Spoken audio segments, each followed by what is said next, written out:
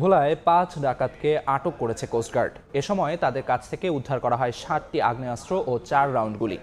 Coast guard জানায়, বৃহস্পতিবার ভোররাতে গোপন সংবাদের ভিত্তিতে ভোলায় মেঘনার তজুমুদ্দিন উপজেলার চর মোজাম্মেলে বিশেষ অভিযান পরিচালনা করে কোস্টগার্ড। এ সময় দুর্ধর্ষ ডাকাত সালাউদ্দিন বাহিনীর সদস্য মোহাম্মদ হারুন দফাদার সহ ৫ জনকে আটক করা হয়।